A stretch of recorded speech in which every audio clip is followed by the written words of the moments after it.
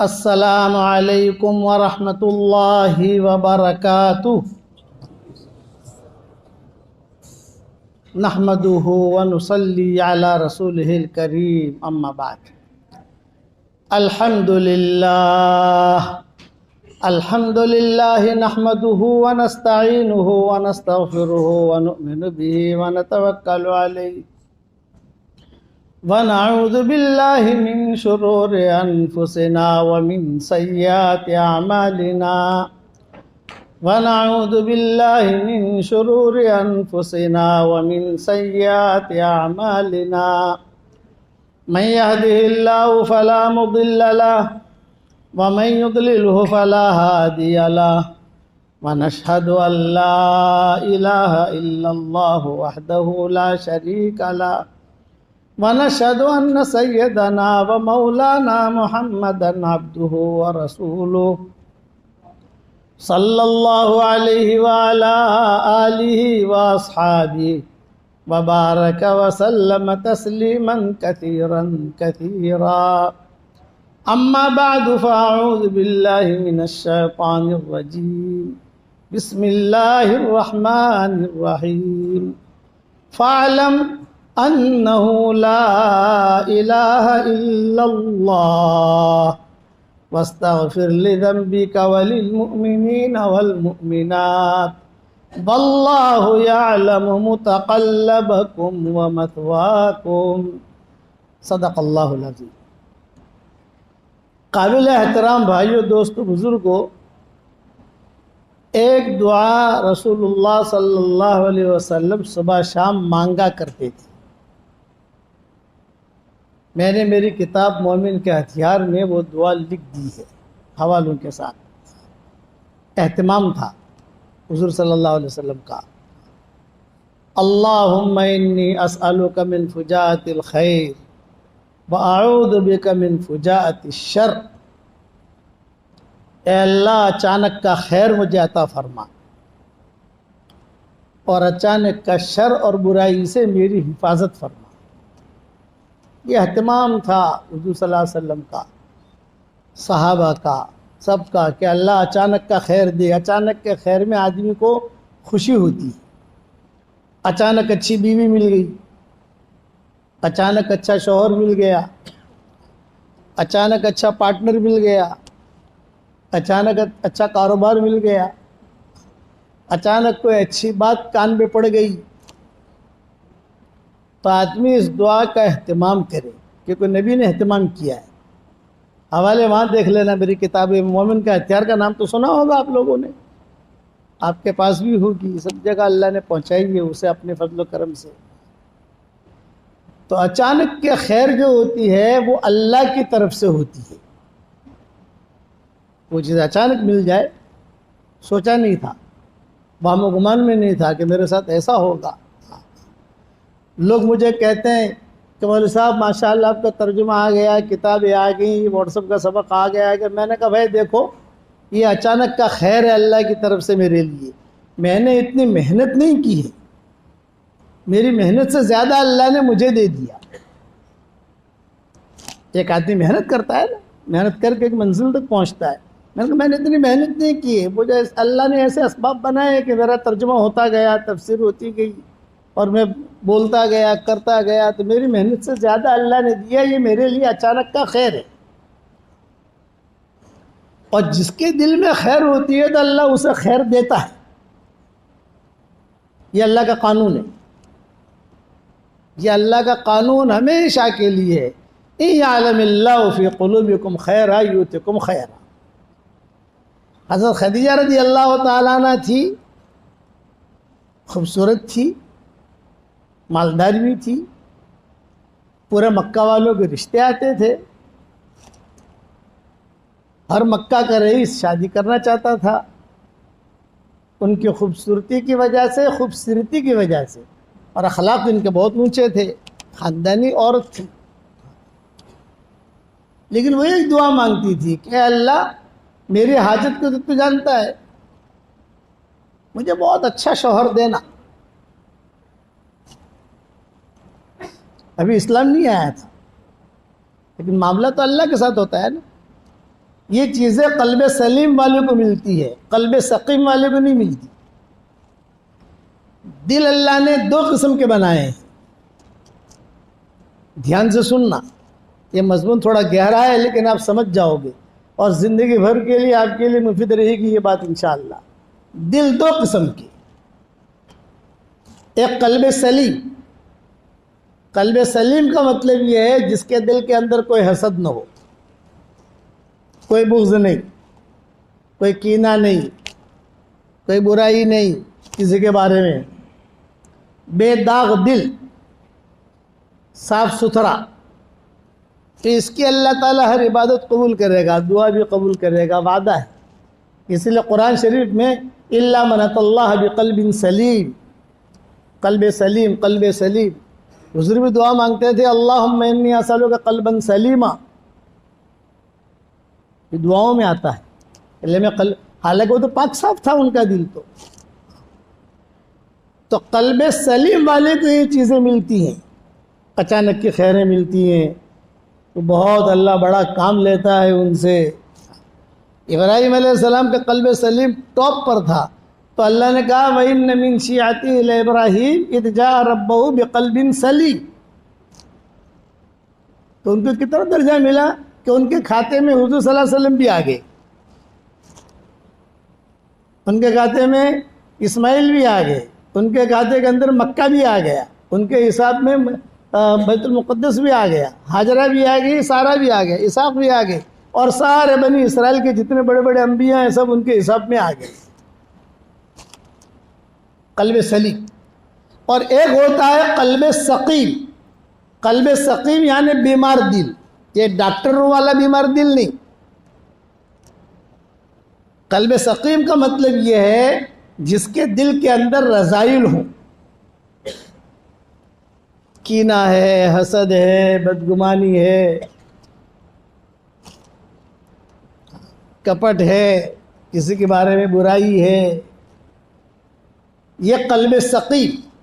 تو علماء نے لکھا ہے کہ قلب سقیم والے کی کوئی عبادت اللہ قبول نہیں کرتا، نیکی ملے گی۔ ہم نے ظہر کی نماز پڑھی دل میں رذائل رکھ کر، بیوی کے بارے میں کچھ دل میں ہے، پارٹنر کے بارے میں کچھ ہے دل میں، ساتھی کے بارے میں کچھ ہے، پڑوسی کے بارے میں ہے، کوئی حسد ہے، کوئی کینہ ہے، تو فرشتہ کیا لکھے گا؟ ظہر کی نماز اس نے پڑھ لی، اوکے، فرض اتر گیا۔ اس میں جو قرآن پڑھا، سجدہ کیا، اس کے نیکیاں بھی مل جائیں گی، ہم قبول نہیں کریں گے، کیونکہ اللہ کا قانون ہے انما يتقبل اللہ من المتقی، تقوی والوں کا ہی ہم قبول کرتے ہیں۔ تقوی والوں سے مراد قلب سلیم والے، قلب سلیم والوں کا قبول کرتے ہیں۔ اس نماز کا نتیجہ نہیں نکلے گا، جو نتیجہ نکلنا ہے وہ نہیں نکلے گا۔ تو ہمارے یہاں جو قلب سقیم کے ماشاءاللہ کوانٹیٹی ہے، ہم تو سب پی ایچ ڈی ہیں قلب سقیم والے، ڈاکٹر ہیں بڑے بڑے، دل کے اندر سب گوبر بھرا ہوا، کہاں سے عبادتیں قبول ہوں گی بھائی؟ ہماری شریعت میں دو چیزیں ہیں، ایک نیکیاں حاصل کرنا، یہ بہت آسان ہے، اور نیکیوں کو قبول کرانا یہ بہت مشکل ہے۔ یہ دو چیزیں الگ الگ ہیں۔ نیکیاں حاصل کرنا تو بہت آسان ہے، ماں باپ کی طرف محبت کی نگاہ سے دیکھو، مقبول حج کا ثواب ملے گا۔ ایک مرتبہ سبحان اللہ پڑھو، احد پہاڑ سے بھی بڑا ثواب اس کو ملے گا۔ مولانا اللہ صاحب رحمۃ اللہ علیہ فرماتے تھے کہ جب ایک مرتبہ سبحان اللہ پڑھنے پر اتنا اجر ہے تو پورے دن پر چلنے پر کتنا اجر ملے گا؟ میاں بیوی ایک دوسرے کی طرف محبت کی نگاہ سے دیکھیں اور مسکرائیں تو اللہ بھی ہنستے ہیں۔ گھر جا کر بیان کے بعد عمل کر لینا کہ مولانا نے کہا چلو اللہ کو ہنساؤ، یہ اللہ کے ہنسانے کا بہترین طریقہ ہے کہ میاں بیوی ایک دوسرے کی طرف محبت کی نگاہ سے دیکھیں اور مسکرائیں، اللہ بھی ہنستے ہیں۔ لیکن قلب سلیم کے ساتھ یہ کہ مول صاحب نے گدو سے اٹلا ہوس ہو تاری ماری جی لڑائی سے تو سے یہ بیمار دل میاں بیوی ایک دوسرے کا خالی محبت سے مصافحہ کریں تو 10 انگلیاں ہو گئی نا، 10 اس کی 10 اس کی، تو ان کی انگلیوں سے گناہ جھڑتے ہیں۔ حدیث شریف میں آتا ہے جب پانی کا نل کھولو تو پانی کیسا دھڑ دھڑ دھڑ دھڑ گرتا ہے، ویسا گرتے ہیں۔ یہ فضیلت بیان کی۔ آسمان کی طرف دیکھ کر کوئی آدمی صرف 3 مرتبہ کہے اے اللہ مجھے معاف کر دے، تیرے علاوہ کوئی معاف کرنے والا نہیں ہے، تو مجھے معاف کر دے، تیرے علاوہ کوئی معاف کرنے والا نہیں ہے، تو مجھے معاف کر دے، تیرے علاوہ کوئی معاف کرنے والا نہیں ہے، تو اللہ ہنس کر جواب دیتے ہیں جا میں نے معاف کر دیا۔ یہ ساری حدیثوں کے حوالے میری کتابوں میں لکھ چکا ہوں میں۔ اس لیے نیکیاں حاصل کرنا تو ہماری شریعت میں بہت آسان ہے، قبول کرانا مشکل ہے۔ گش قبول کراؤ، چلہ قبول کراؤ، کہ 3 چلے آدمی قبول کرائے، مشورہ اللہ کے یہاں قبول کراؤ، اور وہ بغیر قلب سلیم کے قبول نہیں ہوگا۔ اتفق العلماء، سارے علماء کا اتفاق ہے۔ صحابہ کو صحابہ جو بنایا اور ان کو رضی اللہ تعالی عنہ کا خطاب ملا، کیوں؟ لسلامت صدورہم، ان کے دل پاک صاف تھے۔ حضور صلی اللہ علیہ وسلم نے فرمایا میرے پاس آ کر کسی کے بارے میں کوئی بات مت کہو بھائی، میرا دل جو ہے کسی کے بارے میں بدگمان نہیں ہونا چاہیے۔ تو قلب سلیم والا جو دعا مانگے گا وہ دعا اللہ قبول کرے گا۔ نیکیاں، حدیث شریف میں ایک دعا آتی ہے، آدمی پڑھ لے تو دنیا میں جتنے مسلمان ہیں ان سب کے برابر اللہ اسے نیکیاں دیتا ہے۔ کتنا آسان ہے، پڑھو میرے ساتھ، ربنا اغفر لی ولوالدی وللمؤمنین یوم یقوم الحساب۔ دیکھو جس نے پڑھا، اس وقت میں جتنے مسلمان مرد اور عورتیں ہیں ان سب کے برابر اس کے اکاؤنٹ میں نیکیاں آ گئی۔ میری جو بھی کتاب چھپتی ہے سب سے پہلے میں یہ دعا لکھواتا ہوں تاکہ مسلمان کم سے کم ایک مرتبہ تو پڑھ لے یار۔ یہ فضیلتیں ہیں۔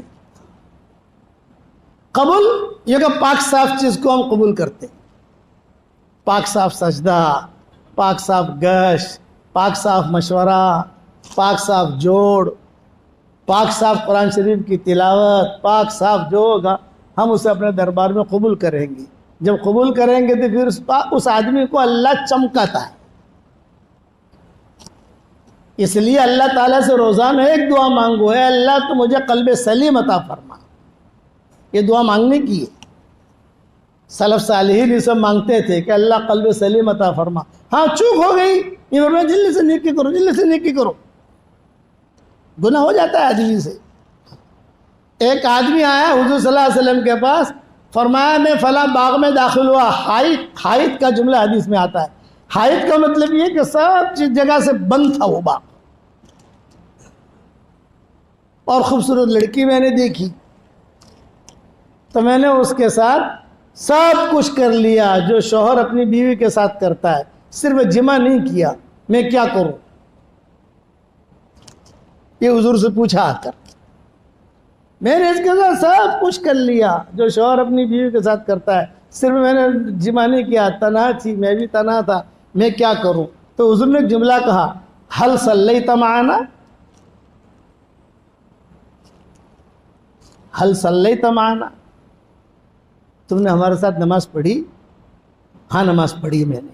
پھر آپ نے فرمایا ان الحسنات یذہبن السیئات، کہ نیکیاں جو ہے یہ برائیوں کو ختم کر دیتی۔ چک ہو جائے آدمی نیکی کرے، یہ گناہ ہو جاتا ہے۔ میرے والد صاحب رحمۃ اللہ علیہ فرماتے تھے کہ ہم فرشتے نہیں ہیں کہ ہم سے گناہ نہ ہو، اور ہم شیطان میں نہیں ہیں کہ ہم توبہ نہ کریں۔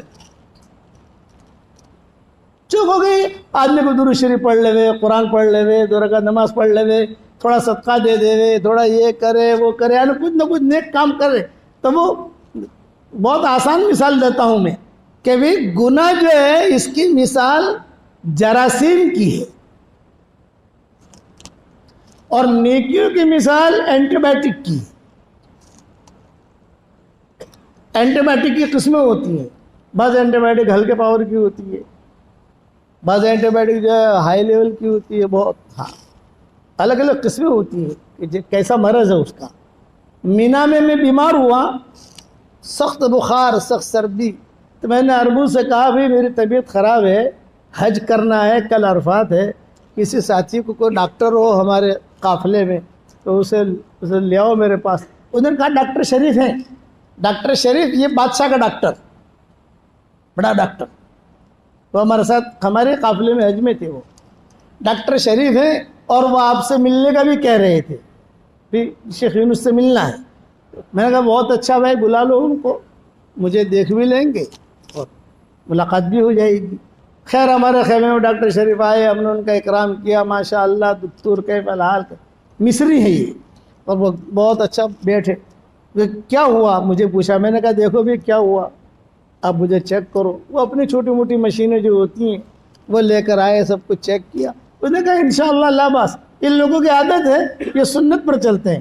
اصل اللہ العظیم رب العرش العظیم ان یشفی, اصل اللہ العظیم رب العرش 7 مرتبہ پڑھا, دم کیا. میں بھی دوا لے کر آتا ہوں.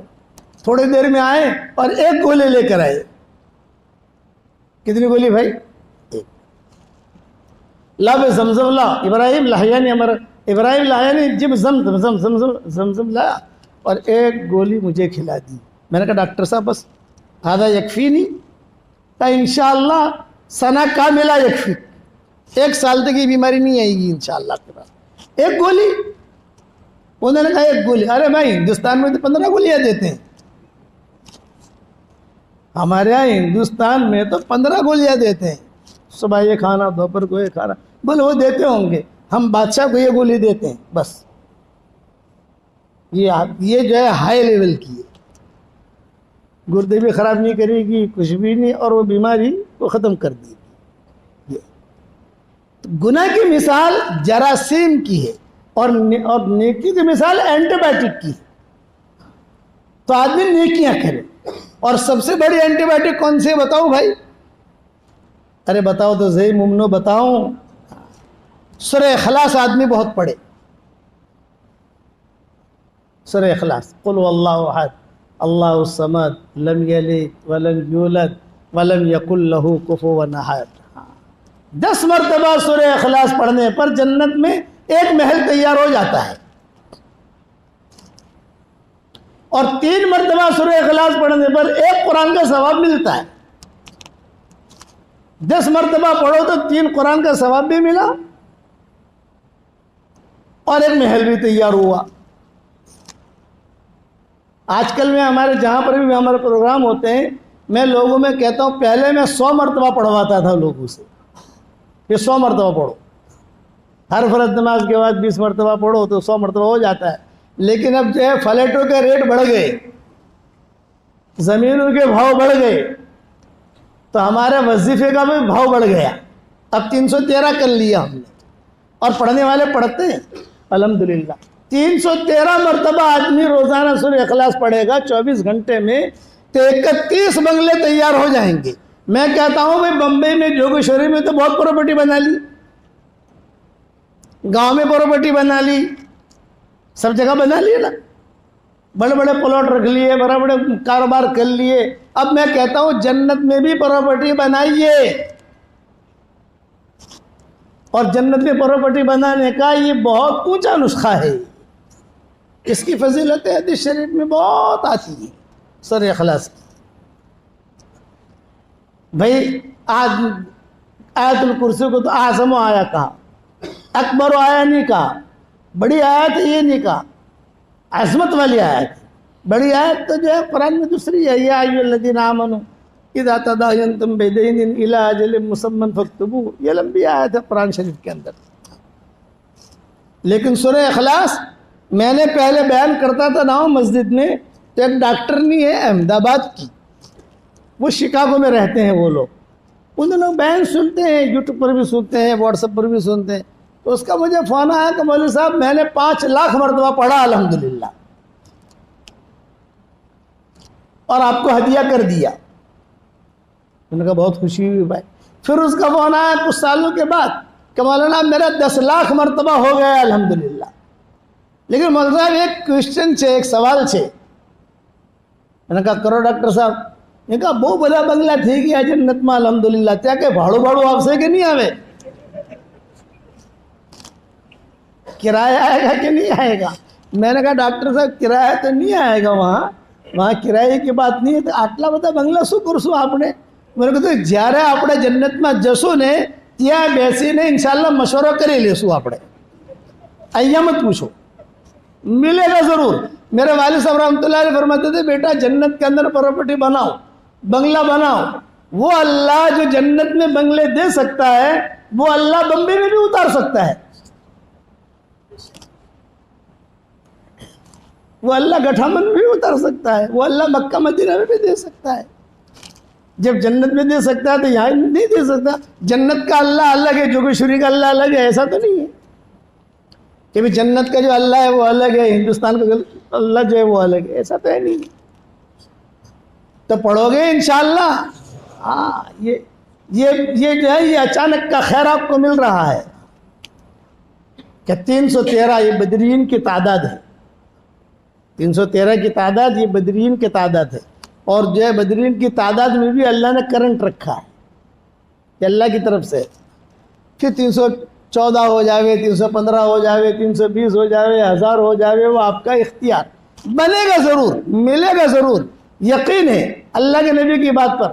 اور اس کی بہت فضیلتیں آتی ہیں حدیثوں کے اندر. معاویہ ابن معاویہ لیثی انصاری ایک صحابی تھے. تبوک کے موقع کے اوپر یہ تبوک جا نہیں سکے, بیمار تھے. حضور صلی اللہ علیہ وسلم تبوک پہنچ گئے, صحابہ تبوک پہنچ گئے. یہ بیچارے بیمار تھے اس لیے وہیں رہے, جا نہیں سکے. کچھ دنوں کے بعد ان کا انتقال ہو گیا مدینہ منورہ میں. حضور صلی اللہ علیہ وسلم تبوک میں,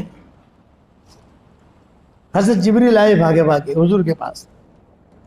حضرت وہ معاویہ ابن معاویہ لیثی انصاری کا انتقال ہو گیا ہے, تو اگر آپ کہیں تو اس کے جنازے کی نماز ہم وہیں پڑھ لیں, وہیں دفن کر دیں. اور اگر آپ کہیں تو اس کی لاش کو لے کر جنت لے کر ہم یہاں آ جائیں تبوک, اور آپ نماز پڑھا دیں. آپ نے فرمایا ہاں لے آؤ. کئی ہزار فرشتے ان کی لاش لے کر, جنازہ لے کر مدینہ سے تبوک آئے. تبوک والوں نے نماز پڑھی. اسی لیے اس قسم کی روایتیں بہت کیوں ملتی ہیں کہ تبوک کے قافلے جتنے تبوک میں تھے سب نے دیکھا. بھئی تبوک میں جو حاضر تھے بڑا قافلہ تھا نا, تو 2-4 آدمی تو تھے ہی نہیں, سب نے دیکھا. کیا رہے. پھر جبریل نے پوچھا کہ حضرت جنازے کی نماز تو ہو گئی, اگر آپ کہیں تو یہیں دفن کر دیں, یا کہیں تو ہم مدینہ منورہ واپس لے جائیں, وہاں دفن کریں بقی میں. آپ نے فرمایا نہیں, بقی میں دفن کرو. فرشتے لا رہے ہیں, ہزاروں فرشتے, اور اکرام ہو رہا ہے, اعزاز ہو رہا ہے. آپ نے پوچھا جبریل یہ اعزاز جو ملا ہے معاویہ ابن معاویہ لیثی انصاری کو کیوں ملا؟ پہ آدمی مرتا ہے وہیں دفن ہو جاتا ہے, یہی ہوتا ہے نا کہ آدمی مرا وہیں دفن ہو گیا, کتنا بڑا اعزاز کیسے ملا؟ تو حضرت جبریل نے کہا کہ حضرت یہ سورہ اخلاص بہت پڑھتا تھا, اعزاز ملا. ابو ذر غفاری بیٹھے ہوئے ہیں اور جبریل آئے, اہذا ابا ذر, جی ابو ذر ہیں. آپ نے فرمایا جبریل تم کیسے پہچانتے ہو ان کو؟ یہ فرمایا آسمانوں میں دھوم مچی ہوئی ہے, آسمانوں میں دھوم. اچھا, پھر ایک جملہ کہا مدینہ والے ان کو اتنا نہیں پہچانتے جتنا ہم آسمان والے پہچانتے ہیں. بھئی کیوں؟ کہ ان میں 2 عادتیں ہیں, ایک ان کے اخلاق اچھے ہیں, اور دوسرا کہ سورہ اخلاص بہت پڑھتے ہیں. اس لیے ہمیں ہمارے اخلاق بھی اچھے بنانے ہیں. اور ایک جملہ یاد رکھنا, زبان کا میٹھا بول جو لوگوں کے دلوں کو جوڑ دے کروڑوں نفلوں پر بھاری ہے، اور زبان کا کڑوا بول جو لوگوں کے دلوں کو توڑ دے کروڑوں گناہوں پر بھاری ہے۔ حسن اخلاق حضور نے ہمیں سکھائی یہ چیزیں، اور یہ چیزیں بغیر قلب سلیم کے نہیں ملتی۔ دل میں میل ہوگا تو اس کو زبان پر میل ہی نکلے گا، اور دل پاک صاف ہوگا تو اللہ اس کی زبان سے اچھی اچھی باتیں نکلوائے گا۔ نامناسب حالات جھیل لو۔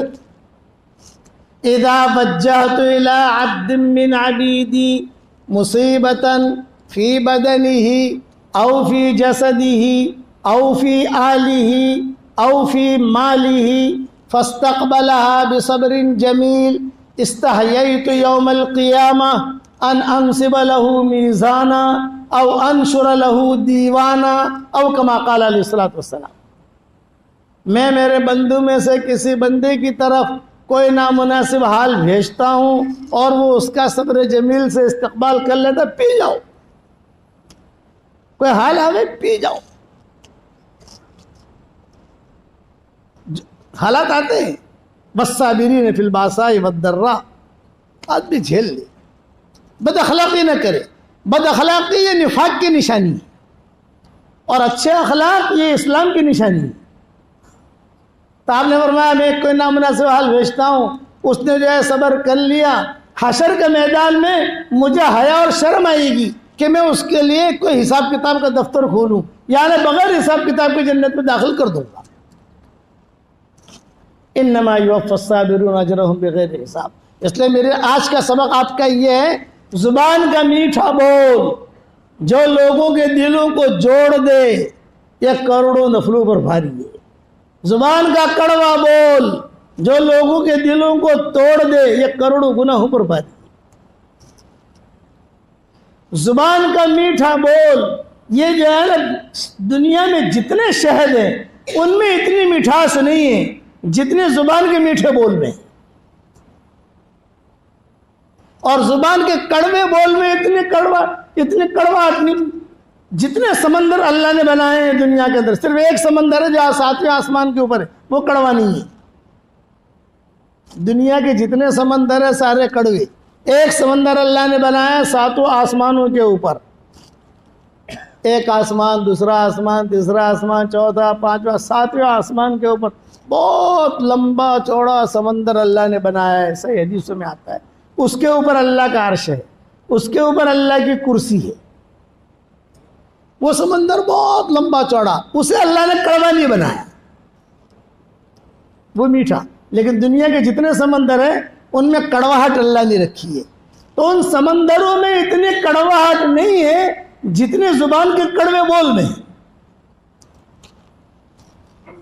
یہ طلاقیں ہوتی ہے نا پارٹنروں کے میاں بیوی میں طلاق، اس میں نامناسب حالات میں آدمی الجھتا رہتا ہے زبان کے کڑوے بول سے۔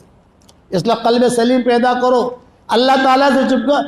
ہر آدمی ابھی بیٹھا ہو، ہم بیٹھے ہوئے ہیں نا، ہم اپنے دل سے پوچھ لیں کہ میں قلب سلیم والا ہوں کہ قلب سقیم والا ہوں۔ ہر آدمی پوچھ لے کہ میں کون سی کیٹیگری میں ہوں۔ میرے والد صاحب رحمۃ اللہ علیہ ایک بات فرماتے تھے، دادا ابا ایک بات بہت کہتے تھے کہ اگر ہندو بھی ہوگا قلب سلیم والا، ایمان نہیں ہے لیکن دل اس کا پاک صاف ہے، جس کے بارے میں کوئی وہ رکھتا نہیں، اپنا معاملہ کرتا رہتا ہے، تو اس کو اللہ تعالیٰ ایک نہ ایک دن آئے گا کہ اللہ اس کو ہدایت دے دے گا، اسباب بنائے، جیسے عثمان ابن ابی طلحہ کو ملی، جیسے حضرت خدیجہ کو ملی خیر۔ حضرت خدیجہ کہتی تھی کہ اللہ میرے دل میں کسی کے بارے میں کچھ نہیں ہے، مجھے شوہر کی ضرورت ہے، مجھے اچھے سے اچھا تو شوہر دے۔ یہ سوچ سکتی تھی حضرت خدیجہ کہ حضور کے ساتھ ہوگا نکاح؟ جب آپ کی عمر 22-23 سال کی ہو گئی تو فاطمہ اسدیہ اور ابو طالب کی بیوی کا نام تھا فاطمہ اسدیہ، بہت اونچی عورت تھی۔ حضور صلی اللہ علیہ وسلم فاطمہ اسدیہ کا بہت تذکرہ کرتے تھے، حدیثوں میں آتا ہے، بہت تذکرہ کرتے تھے۔ فاطمہ اسدیہ کا، ام ایمن کا، ام ہانی کا، حضرت خدیجہ کا، پھر جو ہے حضرت حلیمہ کا، ان لوگوں کا تذکرہ حضور، اور سلمہ کا، عبد المطلب کی والدہ سلمہ، یہ جو ہے ان لوگوں کے تذکرے حدیث تسمیتا کے تذکرے بھی آتے ہیں حدیثوں کے اندر. ایک لڑکی تھی مدینہ منورہ میں تھی، مکہ میں نکاح ہوا ان کا. یہ سب کے قصے ہیں حدیثوں کے اندر، الگ الگ آتے ہیں. میں صرف یہ حضرت خدیجہ کا تھوڑا سا قصہ بیان کروں. تو فاطمہ اسدیہ اور ابو طالب یہ تو دونوں میاں بیوی ہیں. حضور صلی اللہ علیہ وسلم کا بچپن میں ہی گزرا. آپ صلی اللہ علیہ وسلم کی عمر 8 سال کی ہو گئی تو دادا کا انتقال ہو گیا. اب کوئی نہیں. عبد المطلب نے سب کو جمع کر کے کہا تھا کہ بھئی دیکھو میں دنیا سے جا رہا ہوں، یہ میرا بیٹا ہے، اس کی کون خبر رکھے گا؟ تو سارے چچاؤں نے کہا ہم. عبد المطلب نے کہا نہیں، ایک آدمی کہے، ایک آدمی. سب کہے میں کروں گا تو کبھی نہیں آتے. ایک آدمی کی ذمہ داری دو. ابو طالب نے کہا میں. 42 سال تک حضور کی خدمت کی ابو طالب نے، اور دل و جان سے رکھا حضور صلی اللہ علیہ وسلم کو. آپ فرماتے تھے میرے دادا کا جنازہ جب اٹھا ہے، انی کنت ابن 8، میری عمر 8 سال کی تھی. اور جنازہ جب اٹھا حرم شریف سے، وہاں پر یعنی وہاں کے جو بے ایمان تھے وہ جلاتے نہیں تھے. ہمارے یہاں والے جلاتے ہیں، وہاں والے قبروں میں دفن کرتے تھے. اسی لیے مسجد نبوی ابھی جو بنی ہوئی ہے اندر کا حصہ، یہ مشرکین کا قبرستان تھا. وہاں ہی مسجد نبوی بنی ہے. حضور نے 2 ٹکڑے لیے تھے، ایک تو سہل سہیل کے، اور یہ مشرکین کا قبرستان بھی لے لیا تھا حضور نے. فرمایا بھی اسے بھی لے لو، اب تو اپنے قبضے میں آ گئی یہ چیز، اور ان کے قبروں کو اکھاڑو. آپ نے فرمایا، بخاری شریف کی روایت ہے، اگر ان کے قبروں کو اکھاڑو، ان کے اندر کے جو یعنی تازہ لاشیں ہیں ان کو نکال کر باہر پھینک دو، کچھ ہڈیاں ہوں ان کو نکال کے باہر پھینک دو، ان کو پاٹو، پاٹ کر وہ ٹکڑا اور یہ ٹکڑا بن کر مسجد نبوی بنی. تو وہ لوگ دفن کرتے تھے. تو حضور فرماتے تھے کہ میرے دادا کا جب جنازہ اٹھا تو انی کنت ابن 8، میری 8 سال کی عمر تھی، اور قافلے کے ساتھ میں بھی روتا ہوا جا رہا تھا. میرا باپ بھی نہیں، میری ماں بھی نہیں، میرا دادا بھی نہیں. ابو طالب میرا ہاتھ پکڑے ہوئے تھے چونکہ ان کے ابا کا انتقال ہوا تھا، جنازے میں تھے. جب واپس آئے تو ابو طالب نے حضور صلی اللہ علیہ وسلم کا ہاتھ پکڑا اور ہاتھ پکڑ کے کہا کہ محمد تمہارا سامان کہاں ہے؟ عبد المطلب کیا رہتے تھے نا حضور صلی اللہ علیہ وسلم، آپ کا سامان. تو آپ نے بتایا یہ میرا جھولا ہے، میری پیٹی ہے، سمجھانے کے لیے کہہ رہا. اس زمانے میں جھولے ہوتے تھے نہیں ہوتے تھے، پیٹیاں ہوتی تھی نہیں ہوتی تھی، یہ ہے سب سمیٹا، اور سمیٹ کر جو ہے وہ لے کر چلے حضور صلی اللہ علیہ وسلم کو. 8 سال کی عمر تھی حضور صلی اللہ علیہ وسلم کی. خیریں کیسے ملتی ہیں؟ اچانک کی خیریں. اچانک کی خیر لینی ہے، قلب سلیم پیدا کرو، ورنہ اچانک کی خیر نہیں ملے گی. خیر کہاں سے ملے گی؟ عبادتیں قبول نہیں ہوگی، نیکیاں لے لو. نماز کا اثر تو تب نکلے گا جب آدمی کی نماز قبول ہوگی.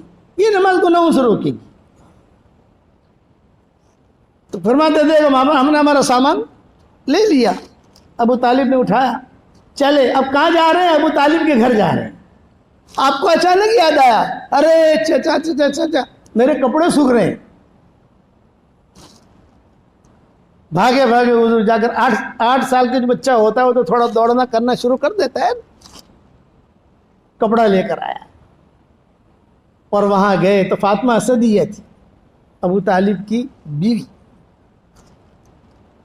اور ابو طالب کھڑے رہے دروازے پر، چوکھٹ پر، اور یوں کہا فاطمہ ایک مہمان لایا ہوں. کھانا پکانے میں مشغول تھی. فاطمہ ایک مہمان لایا ہوں، اس طرح دیکھ تو صحیح. جو دیکھا تو حضور صلی اللہ علیہ وسلم تھے. ارے یہ مہمان نہیں ہے، یہ تو گھر کا مالک ہے، یہ تو ہمارے گھر کا مالک ہے. اور اپنے سینے سے لگایا. تو آپ تذکرہ کرتے تھے، مجھے وہ پیار اور محبت اب تک یاد ہے. وہ پیار اور محبت کہ کھانا آتا تھا بچوں کے لیے پہلے محمد کھائے گا. کوئی اچھی چیز آ گئی کسی جگہ سے میرے لیے رکھ لیتی تھی. فاطمہ اسدیہ ان کا نام تھا. دل میں ایمان تھا لیکن ابو طالب کے خوف کی وجہ سے مسلمان نہیں ہوتی تھی. شوہر کا ڈر کہ پتہ نہیں میرے گھر کا کیا ہوگا. بہت تذکرہ کرتے تھے. اب یہ فاطمہ اسدیہ کا انتقال مدینہ منورہ میں ہوا جب بعد میں مسلمان ہو گئی تھی. جب مدینہ میں انتقال ہوا تو آپ نے فرمایا خالد، عمر، یہ دو نام مجھے یاد ہیں. ہو سکتا ہے نام میں میری غلطی ہو رہی ہو لیکن یہ تو بات ضرور ہے کہ صحابہ سے کہا بھی ان کا انتقال ہوا ہے، قبر تھوڑی 2 آدمی کی بنانا. 2 آدمی کی. یہ قبر تو ایک آدمی کی بنتی ہے نا. ایک عورت کا انتقال ہوا تو ایک عورت دفن ہوگی. 2 آدمی کو بنانا، 2 جنازے، 2 لاشیں اندر جاوے ایسے بنانا. کسی کو پوچھنے کی ہمت نہیں ہوئی آپ کیوں فرما رہے ہیں ایسا. بن گئی قبر. جنازہ جب لایا گیا تو پہلے فاطمہ اسدیہ کو لٹایا اور پھر حضور صلی اللہ علیہ وسلم خود لیٹ گئے اس قبر میں. اور سارے صحابہ نے دیکھا ارے لیٹ گئے. لیٹے رہے، دعا کرتے رہے. ایک ہی صحابیہ ہے فاطمہ اسدیہ جس کے لیے حضور نے ڈبل قبر کھود ہوئی. روتے رہے، دعا مانگتے رہے. پھر حضور نے کہا صحابہ سے لو بھی ہاتھ پکڑتے ہیں، لو بھی مجھے نکالو. آدمی جب نکلے گا باہر تو ظاہر بات ہے کوئی ہاتھ پکڑ کے اوپر کھینچے گا تو پھر حضور باہر آئے. صحابہ نے پوچھا کہ حضرت آپ نے ایسا کیوں کیا؟ بھئی میں نے اس لیے کیا کہ اس عورت کے مجھ پر بہت احسانات ہیں. 42 سال تک اس نے جو میری خدمت کی ہے میں نہیں بھول سکتا. دوسری بات یہ میں قبر میں اس لیے لیٹا تھا کہ قبر کا عذاب اسے نہ ستائے. اور میں نے میرا کپڑا اس کو اس لیے دیا تاکہ اللہ اس کو جنت کا سندس کپڑا پہنائے. تب مائیں کہتی تھی، حضور صلی اللہ علیہ وسلم کہتے تھے آج کی رات فاطمہ اسدیہ کے ساتھ گزاروں گا. تو بستر وہاں لگتا تھا. بھئی بہو بھی فاطمہ اور ساس بھی فاطمہ. یہی ہے نا، حضرت فاطمہ کی تو ساس ہوئی نا. جہاں بہو بھی فاطمہ ہو اور ساس بھی فاطمہ ہو وہاں ماشاءاللہ گاڑی بہت اچھی چلتی ہے. آج میں جو ہے وہاں سوؤں گا تو ایک طرف فاطمہ اسدیہ کی چارپائی ہوتی، ایک طرف حضور کی چارپائی ہوتی اور پوری رات مکہ کے تذکرے کرتے پرانے. ابو طالب کا جب انتقال ہوا تب یہ فاطمہ اسدیہ بھاگی بھاگی یہی حضور کے پاس، اب میں مسلمان ہونے کے لیے تیار ہوں. شوہر کی وجہ سے میں مسلمان نہیں ہو رہی تھی. یہ فاطمہ اسدیہ انہوں نے حضور سے کہا تھا. ابو طالب نے کہا محمد تمہاری عمر 23 سال کی ہو گئی، 24 سال کی ہو گئی، کوئی دھندا بندہ کرو، گھر کا خرچہ. غربت تھی ان کے گھر میں. اب نے فرمایا ابھی میں دھندا کیا کروں، یعنی مجھے کاروبار کرنا تو آتا نہیں ہے. ہاں مکہ والوں کو بکریاں وغیرہ چلا لیتا ہوں میں. اس کے پیسے آتے تھے تو حضور دے دیتے تھے چچا کو اور ابو طالب کو اور یہ فاطمہ اسدیہ کو. انہوں نے کہا خدیجہ ہے نا، خدیجہ دیکھو خیریں کیسے چلتی ہے، یاد رکھنا اچانک کی خیریں چلیں گی جب دل پاک صاف ہوگا. اچھا عالم سے دوستی ہو جائے گی، اچھے حکیم سے دوستی ہو جائے گی، اچھا آدمی ملے گا. وہ اللہ کرتا ہے سارا نظام. میرے ساتھ وہ قصہ سنا تو دادا ابا والا ایک مہینہ 15 دن پہلے قصہ ہوا. میں بھی وہاں دہلی گیا ہوا تھا، ہمارا دیوبند وغیرہ کا پروگرام تھے. تاریخ تو مجھے یاد رہی نہیں، 15 دن بھی نہیں ہوئے ہوں گے شاید. یعنی یہ ابھی ستمبر چل رہا ہے نا، تو شاید ہم جو ہے اگست کے آخر میں دیوبند دارالعلوم مظاہر العلوم وقف جامعۃ الشیخ وہاں ہمارے پروگرام تھے. فیض الہی پھر 10-15 دن کے لیے ہم گئے تھے. سال میں والد صاحب کی قبر پر جاتا ہوں 10 دن کے لیے 15 دن کے لیے. میرٹھ سب جگہ ہمارا پروگرام تھے. وہ کر کے میں جمعہ کے سنیچر کے دن ہمارا سفر تھا، جمعہ کا دن تھا. میں نے کہا بھی آج بھی ابا کی قبر پر ہم جائیں گے. کب جائیں گے؟ عصر بعد جائیں گے جمعہ کے دن. 2 جمعہ مجھے ملے تھے وہاں. ایک جمعہ کو گیا، باقی سفر میں گیا. باقی ہو جائے گی، آخر جمعہ تھا تو میں نے کہا ابا کی قبر پہ جائیں گے. اچانک کی خیریں بتاتا ہوں آپ کو میں. اور 10-12 دن پہ 15 دن بھی نہیں ہوئے ہیں شاید، 10-12 دن پہلے اس کے بعد آ کر ہم جام نگر گئے، پھر یہاں آئے. سب بیٹے میرے ساتھ تھے، قبر پر کھڑے رہے. پھر میں نے بچوں سے مشورہ کیا، بھائی 20 منٹ دیر ہے غروب میں، اب جو ہے اگر قریشی مسجد میں پڑھتے ہیں نماز تو وہاں کیچڑ بہت ہے اور میرے گھٹنوں کی تکلیف ہے، اس لیے میں تو چاہتا ہوں یہاں قریب میں کوئی مسجد ہو تو وہاں نماز پڑھ لوں، دعا بھی ہو جائے گی تھوڑی سی. تو وہی قبرستان میں ہی کوئی آدمی بھاگا آیا، ہم تو پہچانتے نہیں اس کو. یہ کہ مولوی صاحب یہاں پنچپیران میں ایک بہت اچھی مسجد ہے، بہت شاندار بن گئی ہے. میں نے کہا بھائی سب کچھ بیت الخلاء وغیرہ، کموڈ وغیرہ، انگلش ٹوائلٹ وغیرہ. بولے کہ مولانا بہت اچھا نظام ہے، آپ یہاں مغرب پڑھ لو، اور مولانا تھوڑی سی اللہ رسول کی بات بھی بتا دینا ہم کو. میں نے کہا چلو. چلے گئے وہاں. جانے کے بعد جو ہے مغرب پڑھی، مغرب کے بعد تھوڑی دیر 10-15 منٹ ان کو بھی 313 والا وظیفہ دے دیا، بھی پڑھتے رہو، اسے دعوت کا کام کرتے رہو، چلتے رہو. اب مجھے مسجد اچھی لگی. یہ 12 دن پہلے کا قصہ ہے، یہ سنا رہا ہوں آپ کو. میں نے ہمارے بچوں سے کہا کہ بھائی دیکھو میں تو عشاء پڑھ کے یہاں سے نکلوں گا، 9:15 بجے کی عشاء ہے، مجھے کچھ سبق بھی ریکارڈ کرانے ہیں، کچھ کام بھی ہے، اگلے ہمارے لمبے سفر ہیں انشاءاللہ، اس کی ساری ترتیب بھی دینی ہے مجھے. اس لیے آپ لوگ تو چلے جاؤ، جہاں آپ کو چاہے آپ عشاء پڑھو، رات کو سب ساتھ میں کھانا کھائیں گے یا جو بھی ہوگا. میں یہاں سے 9:15 بجے نماز پڑھ کے نکلوں گا. باہر جا کر میں بیٹھ گیا. اچھا لگا مجھے، اندھیرا تھا، ایک دم اندھیرا تو نہیں تھا، درخت تھا، اس کے نیچے بیٹھا، صاف ستھری ہوا. ایک لڑکا آیا کالا سا پہنے ہوئے. السلام علیکم. وعلیکم السلام. آپ مولانا یونس پالم پوری ہیں؟ میں نے کہا ہاں بھائی. مولانا عمر صاحب کے بیٹے ہیں؟ میں نے کہا ہاں. میرے ساتھ میرے ساتھی تھے، راجستھان کا ایک ہمارا لڑکا ہے ساتھ رہتا ہے، ایک ہمارا بھائی مجیب ہے جو جب دہلی جاتے ہیں تو کار لے کر ہمیں جہاں جانا ہو وہاں لے جاتا ہے. وہ لوگ بھی تھے. آپ کے والد صاحب کی ایک امانت میرے پاس ہے. بھائی میرے والد صاحب کی کیا امانت ہے آپ کے پاس؟ یہ کہ آپ کے والد صاحب کی کتاب ہے 50 سال پرانی. کتنے سال پرانی بھائی؟ 50 سال. اچھا، تو میرے والد صاحب کی اگر کتاب آپ کے پاس ہے 50 سال پرانی ہے تو اس کا حقدار تو میں ہوں، مجھے دے دو آپ. اس نے کہا پہلے آپ مجھے معاف کر دو. میں نے کہا معاف کیوں کروں آپ نے؟ بولے میں نے جو ہے اس پر غصب کیا ہے اور میں نے میرا نام بھی لکھا ہے، اس کا نام بھی لکھا ہوا ہے، میرا نام بھی لکھا ہے اس پر. چلو بھی کوئی بات نہیں، تم نے لیا ہے لیکن تم مجھ تک پہنچا دو میری وہ چیز، میں دیکھوں تو صحیح کون سی کتاب ہے. تو ابا کا مزاج تو ہم کو معلوم تھا نا، ساتھ رہے ہیں. تو وہ گیا اور آیا. میں نے کہا دیکھ میں یہیں بیٹھا ہوں.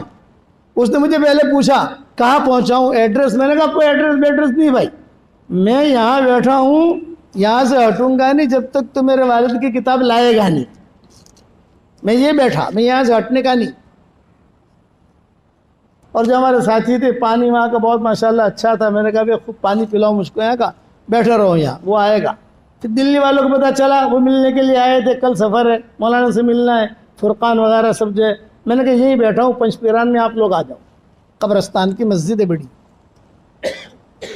اب وہ تو گیا اور آیا، پر کتاب دی مجھ کو. میں نے کھولی، میرے والد صاحب کا نام لکھا ہوا میم عین پہ، ابا لکھتے تھے میم عین پہ. مولانا انعام الحسن صاحب کا جو پہلا دور تھا، یعنی حضرت جی بنے تھے، تو مولانا انعام الحسن صاحب رحمۃ اللہ علیہ ہے تو صحابہ کی تعلیم کرتے تھے نظام الدین میں، مرکز میں، اور ابا سامنے بیٹھتے تھے. تو والد صاحب رحمۃ اللہ علیہ وہ ان کی تعلیم میں بیٹھ کر ابا حاشیہ لکھتے تھے. مولانا انعام الحسن صاحب کچھ تفسیر کرتے تو اس کا حاشیہ لکھتے. وہ سارا حاشیہ لکھا ہوا وہ کتاب میں تھا تو میری تو جان تھی وہ، میں بھی پڑھنے لکھنے والا آدمی. وہ جو ہے اس نے کہا یہ میرے پاس ہے. کہاں سے میں نے لی پتہ نہیں، جنات تھا پتہ نہیں کیا تھا. میں نے کہا بھائی تو کچھ بھی ہے تو مجھے میری کتاب دے دے. اب میرا نام بھی لکھا ہوا ہے، تیرا نام تو ہم مٹا دیں گے، تو فکر مت کر، اتنا تو ہم کو آتا ہے مٹانا، ہمارا نام ہم لکھ لیں گے اس کے اوپر. لیکن تجھے ملی کہاں سے؟ تو نے اتنا سال تو نے بولا وہ چیزیں مت پوچھو مجھ کو، میں جو اب جا رہا ہوں. میں نے کہا ٹھہر تو صحیح، میرا قرآن کا ترجمہ بھی تجھے یاد پتہ ہے کہ نہیں؟ بولے ہاں نام سنا ہے میرے پاس، کسی کے پاس سے میں نے دیکھا تھا. میں نے کہا ریاض القرآن نام ہے اس کا، میں تجھے ہدیہ دوں؟ ہاں ہاں ہدیہ تو لوں گا. تو میں نے کہا کہ ہماری منتخب 26 صورتیں آئی ہیں، وہ بھی تجھے ہدیہ دوں؟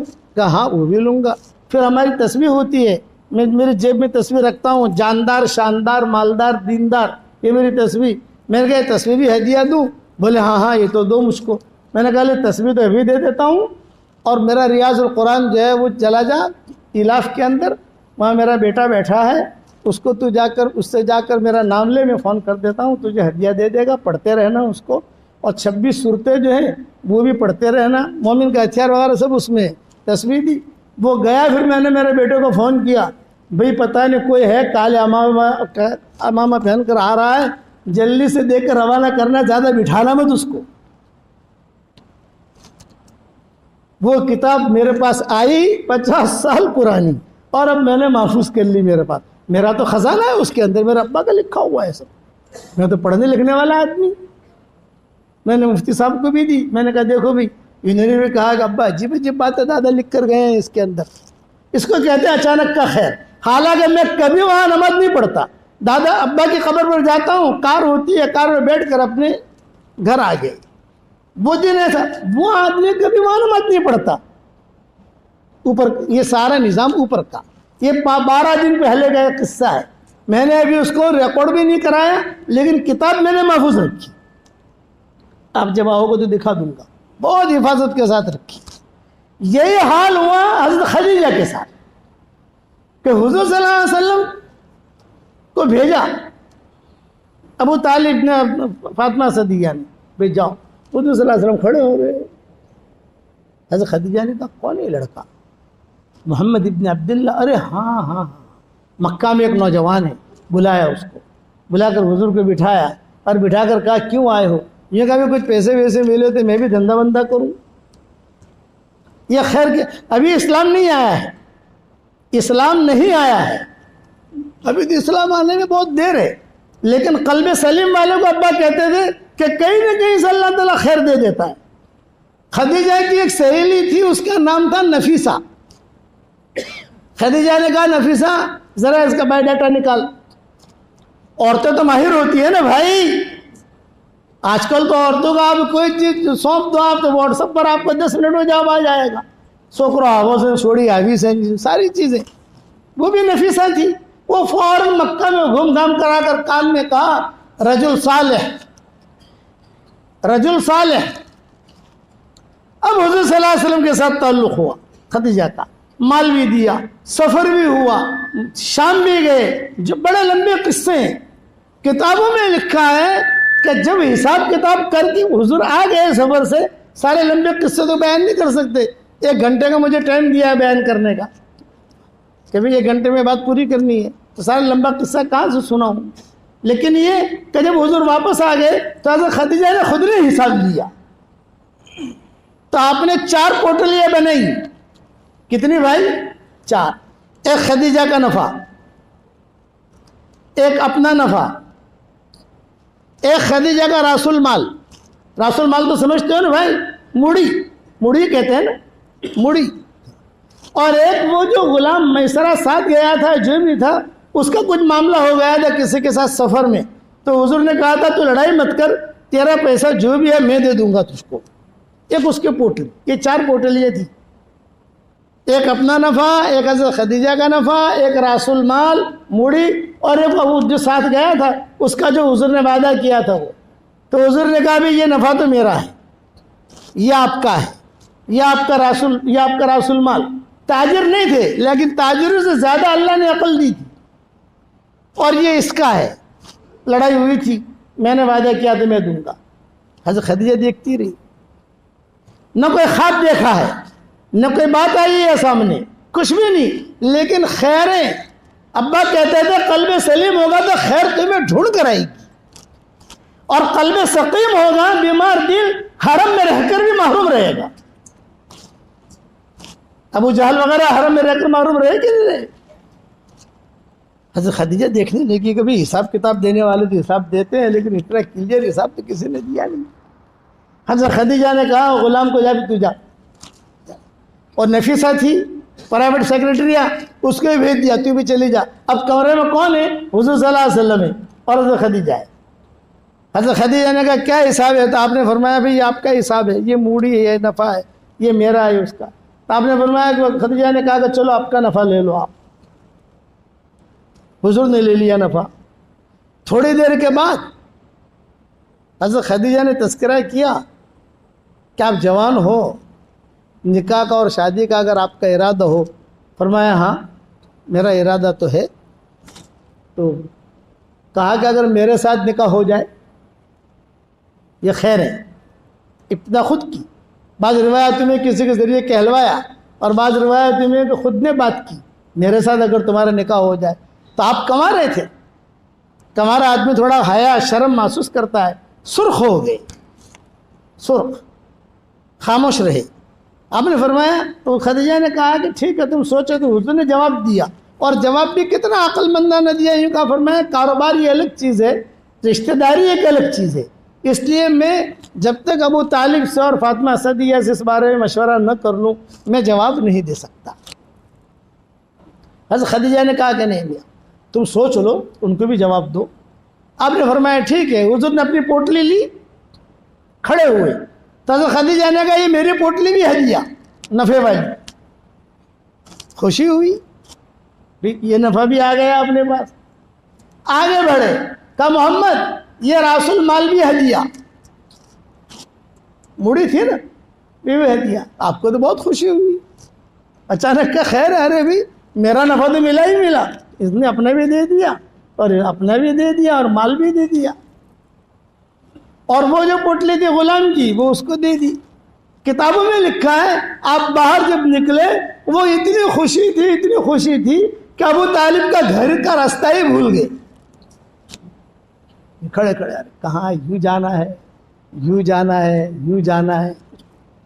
پھر تھوڑی دیر کے بعد سوچا کہ ہاں یہ چھوٹا سا مکہ تھا اور فطری چیز ہے، خوشی ہوتی ہے۔ ہمارا مولانا یونس پوناوالا رحمۃ اللہ علیہ نام سنا ہوگا آپ نے، وہ کہتے تھے شروع میں جب میں نے کام شروع کیا پونا میں تو کوئی ہماری آمدنی نہیں تھی، کوئی نیا آدمی آ جائے تو ٹینشن ہوتا تھا کہ یار اس کو ناشتہ کرانا پڑے گا۔ تو فجر کی نماز کے بعد میں گھوم کر بیٹھتا تھا تو سب سے پہلے صف میں لوگوں کے چہرے دیکھتا تھا، کوئی نیا آدمی تو نہیں آیا ہے۔ کوئی نیا آدمی آیا تو مجھے ٹینشن ہو جاتا تھا کہ یہ کوئی مشورے کے لیے آیا ہوگا، ناشتہ کرانے کے لیے، اپنے پاس پیسہ نہیں۔ تو مولانا کہتے ہیں دعا کرانے کے بعد میں بیٹھ جاتا تھا گمسم نیچے مڑی کر کے، وہ ایک یہاں سے آتا، ایک یہاں سے آتا، ایک یہاں سے آتا، سامنے بیٹھ جاتا۔ ابھی کہاں سے آئے ہو؟ میں احمد نگر سے آیا ہوں۔ تم کہاں سے آئے؟ یہ کہا مالیگاؤں سے آیا ہوں۔ ابھی تم کہاں سے آئے؟ جی کہا میں جو ہے وہ بیڑ سے آیا ہوں۔ 3-4 الگ بھئی کیوں آئے؟ بھئی ہمارے یہاں مسئلہ ہے، مشورے کے لیے آیا ہوں۔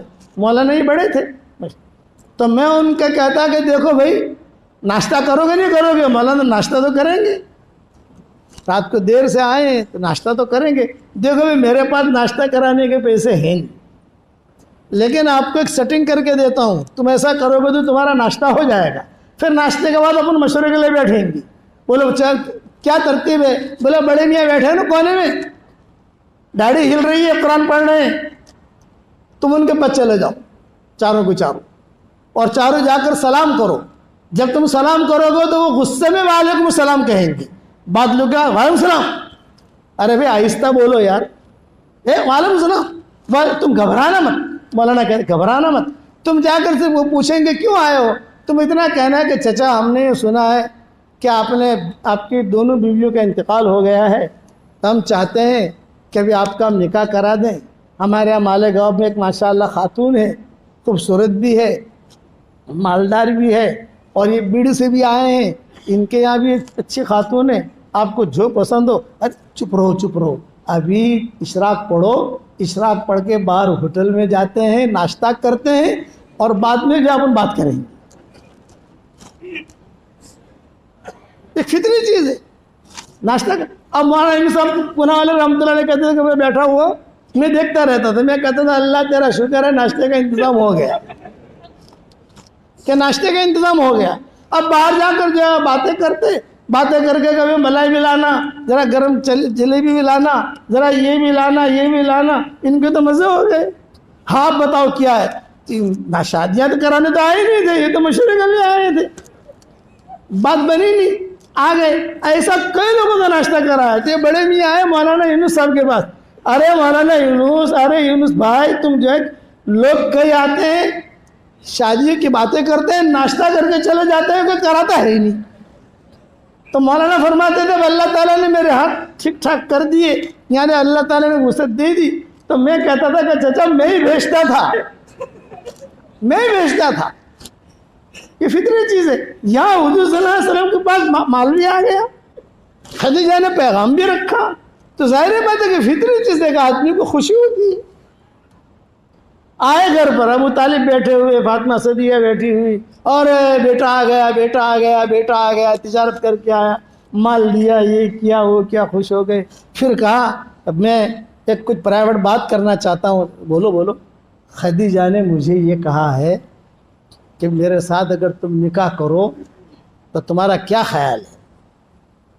تب ابو طالب نے کیا کہا, تو نے خواب دیکھا ہوگا. فاطمہ صدیہ نے کیا کہا, نہیں ایسا کیوں کہ تو خواب دیکھا ہوگا, میرا بیٹا اس سے بھی اعلیٰ ہے, یہ میرا بیٹا محمد جو ہے یہ اس سے بھی اونچا ہے صلی اللہ علیہ وسلم. یعنی پورا سپورٹ کیا. اور فاطمہ صدیہ نے کہا تم ابھی جاؤ, کل نہیں ابھی. ابو طالب فوراً گئے, اور فوراً گئے تو نفیسہ بیٹھی ہوئی تھی وہاں, اس کے آرام کا وقت تھا حضرت خدیجہ کا, بیٹھی ہوئی تھی. بھی کیوں آئے ہو؟ نے کہا آپا سے ملنا ہے. بھی آپا تو اب نہیں ملے گی, کل ملے گی. حضرت خدیجہ نے سن لیا کہ کوئی آیا ہے باہر. بھی کون ہے؟ یہ کہا ابو طالب معروف لوگوں میں تھے مکہ مکرمہ کے, قریش کے لوگوں میں سب خاندان معروف ہوتے ہیں نا. ارے آ جاؤ ابو طالب, آ جاؤ. محمد آئے تھے میرے پاس, اور انہوں نے یہ کہا کہ آپ نے شادی نکاح کی بات کی ہے, صحیح ہے؟ ہاں صحیح ہے, میں نے رکھی ہے. ابو طالب کہتے تھے میں نے پوچھا کہ تمہارے خاندان والے کیسے تیار ہوں گے؟ بھی تمہارا خاندان, تمہارا ماموں, تمہارے والد, تمہارے چچا خود معروف لوگ ہیں. بعض روایت میں ہے کہ باپ کا تو انتقال ہو گیا تھا, بعض میں یہ ہے کہ باپ زندہ تھے. یہ سارے کیسے تیار ہوں گے؟ حضرت خدیجہ نے کہا کہ آپ فکر نہ کریں, میرے باپ سے اگر کوئی مجھے کام کرانا ہوتا ہے تو میرے پاس ایک ترتیب ہے. یہ کیا ترتیب ہے تھوڑا ہم بھی تو سمجھیں. یہ فرمایا کہ روزانہ سورج غروب ہونے کے بعد ایک بوتل شراب کی پلاتی ہوں, اور جس دن کوئی بڑا کام کرانا ہو, کوئی بڑے چیک پر سگنیچر کروانے ہو, یہ سمجھانے کے لیے کہہ رہا, بڑا کام کروانا ہو تو 2 بوتلیں پلا دیتی ہوں. جب 2 بوتلیں پلا دیتی ہوں تو وہ مست رہتے ہیں, اور جو میں کہتی ہوں اوکے. جس دن نکاح کی تاریخ طے ہوگی اس دن 2 بوتلیں پلا دوں گی میں ان کو, اب بات طے ہو جائے گی. یہ خیر کی گھڑیاں چل رہی. شادی کی تاریخ طے ہو گئی, سب کچھ ہو گیا, حضور صلی اللہ علیہ وسلم بھی آ گئے. ابو طالب نے نکاح پڑھایا. نکاح پڑھانے میں حضور یہ فرمایا خدیجہ بیٹھی ہے, محمد بیٹھے ہیں. میرا بیٹا اگرچہ مال کے اعتبار سے کم ہے, خدیجہ مال کے اعتبار سے بہت اونچی ہے, لیکن عزت, شرافت, کرامت, سعادت, وقات, ان چیزوں میں میرا بیٹا خدیجہ سے کئی گنا زیادہ ہے, کئی گنا زیادہ. خدیجہ نے اس جگہ پر کہا صدقت, سچ کہا تم نے, ان کا مقام بہت اونچا ہے. نکاح ہو گیا, مہرتیں ہوئی, سب کچھ ہوا. کبھی تفصیل سناؤں گا انشاءاللہ کیا مہرتیں ہوئی, کس کو دعوت دی, کس کو بلایا, کیا کھانا پکا, جو بھی ہے وہ. جب شب زفاف میں گئے ہیں حضور صلی اللہ علیہ وسلم, تو حضرت خدیجہ نے ہاتھ پکڑا, اور ہاتھ پکڑ کے یہ کہا میں تیرا جو آپ کا ہاتھ پکڑ رہی ہوں میرا کوئی اور مقصد نہیں ہے, بس صرف ایک وعدہ مجھ سے کر لو, ایک زمانہ آئے گا کہ اللہ آپ کو نبی بنائے گا. آپ کے پیشانی پر میں نبوت کا نور دیکھ رہی ہوں. اللہ آپ کو نبی بنائے گا. جب اللہ آپ کو نبی بنائے خدیجہ کو طلاق مت دے دینا. اس پر حضور بہت روئے اور حضور کے قصے یاد بھی تھے. 24 سال کی عمر میں ہو رہا ہے نا, تو کچھ روایتیں کبھی کبھار حضور صلی اللہ علیہ وسلم تذکرے بھی کرتے تھے. یہ اچانک کی خیر ہے. اس لیے 2-3 باتیں یاد رکھنا. اچانک کا خیر مانگو, قلب سلیم مانگو اللہ تعالیٰ سے. 313 مرتبہ سورہ اخلاص. یاد آ گئی بات بھائی؟ اور وہی میرا جملہ, زبان کا میٹھا بول جو لوگوں کے دلوں کو جوڑ دے یہ کروڑوں نفلوں پر بھاری ہے. اور زبان کا کڑوا بول جو لوگوں کے دلوں کو توڑ دے یہ کروڑوں گناہوں پر بھاری ہے.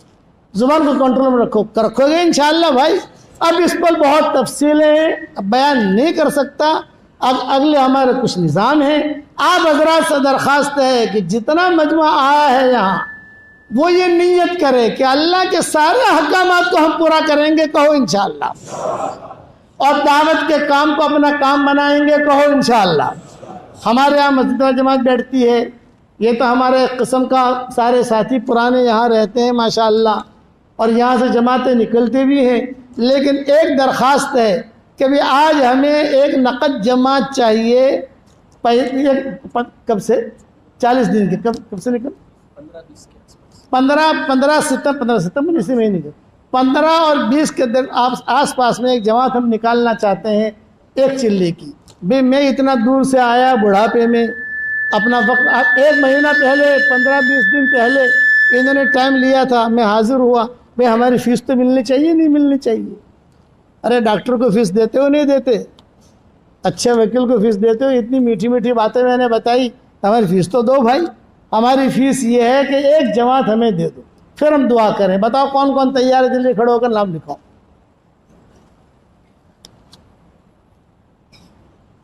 ایک جماعت ایک چلے کی نقد چاہیے. نام لکھو بھی. کچھ ساتھی تیار بھی ہیں, وہ بھی نام لکھا دیں اپنا. جی اسماعیل بھائی کون ہے؟ جی اسماعیل بھائی ماشاءاللہ ہمارے مولانا ادریس صاحب کے بیٹے. بہت خوشی ہوئی. چلو اسماعیل بھائی تیار ہے. اور اللہ ان کی جان میں, مال میں, ایمان میں, آبرو میں بے انتہا برکت کا معاملہ فرمائے, کہو آمین. اور بتاؤ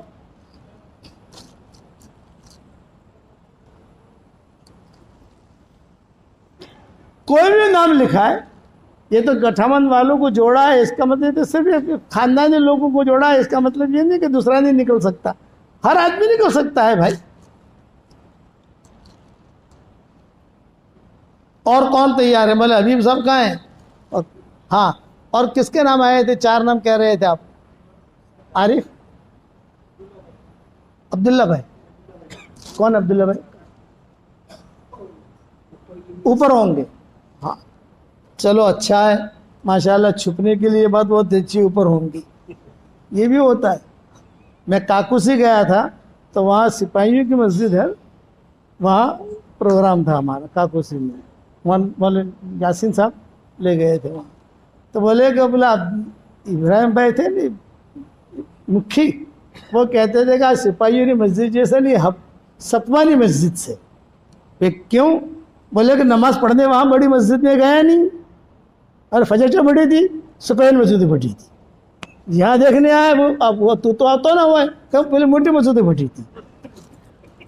آپ سمجھ چالاکیت ہے نا. اور ہمارے یہاں تو کچھ چالاکیت زیادہ ہی ہے. یہ وہ کہتے تھے ابراہیم مکھی. اچھا بتاؤ کون تیار ہے؟ اچھا نام آپ لوگ مولانا حبیب صاحب بعد میں تشکیل کر لینا انشاءاللہ. ابھی تو یہ لوگ جو ہے شاید اوپر ہوں گے, کہاں ہوں گے, خدمت میں ہوں گے, کہاں پر ہوں گے. لیکن نیت کرو گے ایک جماعت دو گے انشاءاللہ. اتنا ہاتھوں کہہ دے یار. چلو اللہ کا شکر ہے کہ کچھ نہ کچھ ہاتھوں کہہ دیا, اللہ کا شکر ہے. اچھا امام صاحب کہاں ہیں یہاں کے؟ اس مسجد کے امام یہاں پڑھانے گئے. ٹھیک ہے, آپ ان کو میری طرف سے تصویر دے دینا. میں جہاں جاتا ہوں کون دیکھ آپ دے دینا. میں پہچانتا نہیں ان کو. میں جہاں جاتا ہوں ان کو یہ میری جاندار شاندار مالدار دیندار امام کو دے دیتا ہوں. امام زیادہ حقدار ہے. اچھا سارا مجمع یہ نیت کرے گا ابھی مسجد جماعت میں بیٹھنا ہے انشاءاللہ. بیٹھو گے انشاءاللہ. اور مسجد جماعت میں مشورے سے جو بھی چیزیں طے ہو جائیں, جیسے چلے کی جماعت بن رہی ہے، 3 چلے کی جماعت بن رہی ہے، مستورات کی جماعت بن رہی ہے. بس مشورے والے ہمارے جو طے کریں اس اعتبار سے ہمیں چلنا ہے. چلو گے انشاءاللہ، اللہ عمل کرنے کی توفیق عطا فرمائے. نکاح عبد الحنان،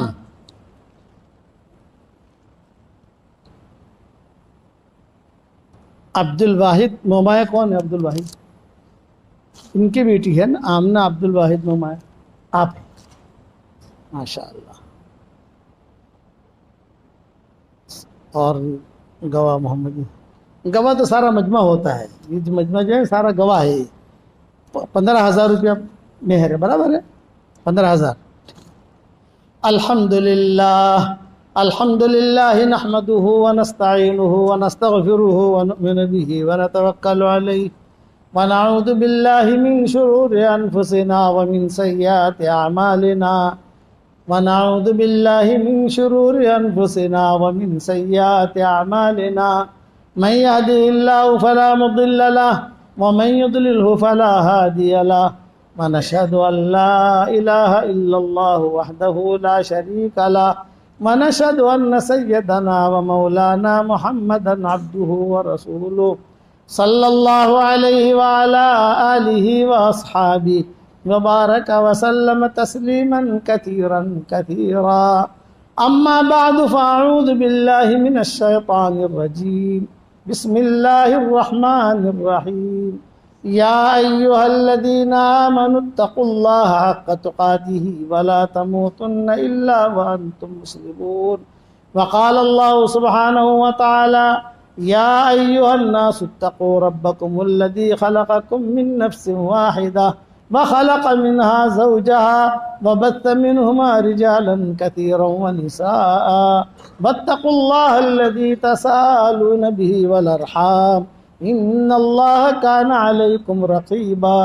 وقال الله سبحانه وتعالى يا أيها الذين آمنوا اتقوا الله وقولوا قولا سديدا يصلح لكم أعمالكم ويغفر لكم ذنوبكم ومن يطع الله ورسوله فقد فاز فوزا عظيما.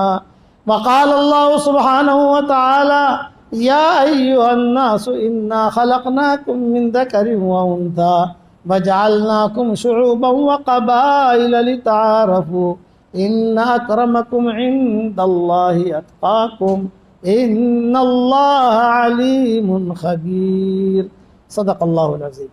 وقال رسول الله صلى الله عليه وسلم النكاح من سنتي وقال فمن رغب عن سنتي فليس مني او کما قال علیہ الصلاۃ والسلام. بھائی عبد الحنان صاحب، آپ کے نکاح میں آمنہ بنت عبد الواحد نمایاں کو دے رہا ہوں 15,000 روپیہ مہر کے عوض میں. مجمع کے سامنے، وکیل کی وکالت کے سامنے آپ نے آمنہ عبد الواحد نمایاں کو اپنے نکاح میں قبول کیا؟ جی ہاں، میں نے اسے اپنے نکاح میں قبول کیا. بارک اللہ لکما جمع بینکم. خدو تصویر دے دو دلہا دلہن کا. آپ دونوں کو میں ایک ایک تصویر دیتا ہوں، الگ الگ کلر کی دیتا ہوں تاکہ وہ الجھو نہیں. آ تمہاری سے آ تمہاری سے ام نہ تھا. آلو ہمارا طرف دی ہدیوں سے پڑھتا رہے جو انشاءاللہ ٹھیک سے. اور میاں بیوی کے رشتے میں دوربین سے دیکھا نہیں جاتا. میری نصیحت یاد رکھنا، میاں بیوی کا رشتہ دوربین والا نہیں ہوتا. ماں باپ کے رشتے کو اللہ نے نشانی نہیں کہا ہے، بھائی کے رشتے کو اللہ نے نشانی نہیں کہا ہے، باپ بیٹے کے رشتے کو اللہ نے نشانی نہیں کہا. میاں بیوی کا رشتہ یہ اس کو اللہ نے نشانی کہا ہے. نشانی بڑی چیز ہوتی ہے. آسمان نشانی ہے، زمین نشانی ہے، سمندر نشانی ہے، ہوائیں نشانی ہے، زمینوں سے غلوں کا اگنا یہ نشانی ہے. تو رشتوں میں صرف میاں بیوی کے رشتے کو نشانی کہا ہے. وَمِنْ آيَاتِهِ أَنْ خَلَقَ لَكُم مِّنْ أَنفُسِكُمْ أَزْوَاجًا لِتَسْكُنُوا إِلَيْهَا وَجَعَلَ بَيْنَكُم مَّوَدَّةً وَرَحْمَةً. یہ اللہ کا نظام چلتا ہے. اس لیے میاں بیوی کے اندر یہ ہے کہ ایک دوسرے کو برداشت کر کے نبھا کر چلے. چک ہوتی ہے، اس میں کوئی شک مزاج نہیں ملتا، کبھی یہ ہوتا ہے کبھی یہ ہوتا ہے، یہ ہوتا ہے. لیکن یہ کہ جتنا ہو سکے ہماری شریعت میں نبھانا ہے. دوربین سے نہیں دیکھنا، ترا دو تاوا چم سے تو نے وہ چم کریو. روایتوں میں یہ ہے کہ شوہر جب گھر میں آتا ہے تو شیطان سب سے پہلے بیوی کے قصور دکھاتا ہے. چادر وانچم سے اجی تک لگڑا حکوانے تھے تو نے اجی تک کا کری، یہ ساری فتنے کی چیزیں آپ سمجھے نا. تو حدیث میں آتا ہے کہ شیطان سب سے پہلے بیوی کی ایسی چیزیں دکھاتا ہے جس سے شوہر کے دل کے اندر قدرت پیدا ہو. یہ نہیں مودتیں ہوں، محبتیں ہوں اور دل کا خلوص ہوتا ہے تو اللہ تعالیٰ بڑے بڑے کام بناتا ہے. نجم الدین ایک بہت بڑے گورنر تھے. نجم الدین بہت بڑے گورنر تھے، بہت مالدار. یہ شادی نہیں کرتے تھے. تو گورنر تھے تو بادشاہوں کی لڑکیاں، خاندان، بھئی یہ لڑکی سے کل انہیں نے مجھے شادی کی. مجھے تو میرے مزاج کے مطابق لڑکی چاہیے. بھئی تمہارا کیا مزاج ہے؟ بولے بھئی ایسی بیوی آوے جو میرا ہاتھ پکڑ کے مجھے جنت میں لے جاوے اور ایک ایسا اچھا لڑکا دے کہ اللہ تعالیٰ جو ہے اس کے ذریعے سے بیت المقدس فتح کروائے. یہ نجم الدین نے کہا ایسا لڑکا دے کہ جو بیت المقدس فتح کرے. اچھا ایسا لڑکا کہاں سے ملے گا، ایسی بیوی کہاں سے ملے گی؟ تو نجم الدین نے کہا کہ میں میرے اللہ کے ساتھ کلیئر ہوں، اللہ انتظام کرے گا. یہ شہزادیاں یا امیروں کی بیٹیاں یہ نہیں چاہیے مجھے. ہو گئی بات. تو نجم الدین کے پیر تھے، مسجد میں رہتے تھے. جیسے علماء کے پاس لوگ ملنے جاتے ہیں، وہ روزانہ ان کے پاس جا کر تھوڑی دیر کے لیے بیٹھتے تھے. بڑے اللہ والے تھے، اس دور میں لوگ ہوتے تھے. وہ بیٹھے ہوئے تھے، نجم الدین بیٹھے ہوئے، ان کے پیر بیٹھے ہوئے. ایک جوان لڑکی آئی اور جوان لڑکی سے پیر صاحب نے کہا کہ بیٹا میں نے رشتہ بھیجا تھا، تجھے پسند آیا؟ فرمایا نہیں حضرت، ابو جی مجھے وہ رشتہ پسند نہیں ہے، مجھے تو ایسا لڑکا چاہیے جو میرا ہاتھ پکڑ کر مجھے جنت میں لے جائے، اور ایسا ایک لڑکا مجھے دے اس کے ذریعے سے جو بیت المقدس کی فتح کرے. وہ لڑکی نے کہا. یہ نجم الدین بیٹھے ہوئے تھے. تو نجم الدین نے کہا کہ حضرت میرا رشتہ رکھ دو آپ اس کے ساتھ. تو پیر صاحب نے کہا یہ ہمارے محلے کے غریب ترین لوگ ہیں، غریب ترین، ان کے پاس کچھ نہیں ہے. فرمایا کچھ نہیں، مجھے ایسی بیوی چاہیے. چنانچہ ان پیر صاحب نے دونوں کا نکاح پڑھایا اور انہیں اسی لڑکی کے پیٹ سے صلاح الدین ایوبی پیدا ہوئے.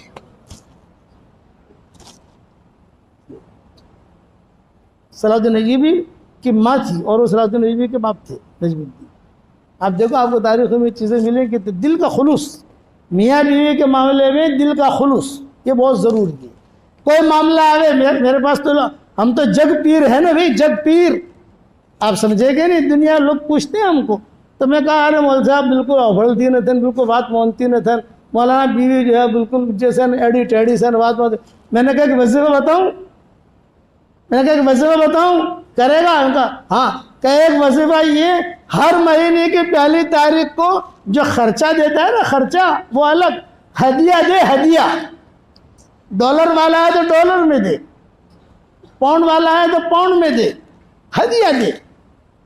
بات مانے گی؟ ہدیہ تو دینا نہیں ہے دنیا بھر کے کام لینے. مولانا عزیر گل، یہ مولانا حسین احمد مدنی رحمۃ اللہ علیہ کے ساتھ مالٹا جیل میں ادھر سب بہت بیچاروں نے خدمت کی. مولانا عزیر گل رحمۃ اللہ علیہ نام تھا ان کا. بیوی سے کہا کہ 10 جوڑے کپڑے تیار کر، مجھے کسی جگہ سفر میں جانا ہے. تو بیوی نے 10,000 تیار کی. 10 جوڑی ہونے چاہیے نا، 10 پاجامے.